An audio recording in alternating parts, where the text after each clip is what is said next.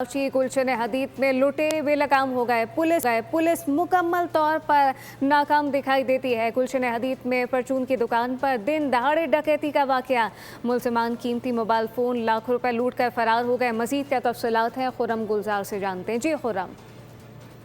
देखिए, बिल्कुल ये स्टील टाउन थाने की हदूद है और गुलशन हदीद में स्ट्रीट क्राइम की बढ़ती हुई वारदातों की वजह से शहरी जो है वो शदीद खौफजदा हैं। 11 जुलाई को भी मोबाइल शॉप से 40 लाख रुपए से जायद का कीमती सामान लूटा गया, जिसके मुलजिमान ताहाल गिरफ्तार नहीं हो सके। इसी तरह गुलशन हदीद में ही एक राइस शॉप है जहाँ पे दिन दिहाड़े वारदातें हुई हैं और बताया जा रहा है कि तीसरी वारदात ये रिपोर्ट हुई है इस राइस शॉप पे। इसके अलावा जो इलाके के जो मकीन हैं उनका कहना ये है कि गलियों से निकलना गुजरना ऑफिस जाने में भी बड़े मुश्किलात हैं। राहगीरों से लूट मार की वारदातें आम है। इस पर वहाँ के मकीनों ने एहतिजाज का फैसला किया और स्टील टाउन थाने का आज शाम में घेराव किया जाएगा। ताहम इस बढ़ती हुई वारदातों पर एसएसपी मलिर ने फौरी नोटिस लेते हुए एसएचओ स्टील टाउन का तबादला कर दिया है। साथ ही जो वहाँ के मकीन है उनका कहना ये है कि जब तक इलाके में पुलिस का गश्त नहीं बढ़ाया जाएगा ये वारदातें थमेंगी नहीं। ताहम जो शहरी हैं जो मकीन है उनका कहना ये है कि आज जो शाम है उस पर स्टील टाउन थाने के बाहर भरपूर एहतिजाज का फैसला किया गया है।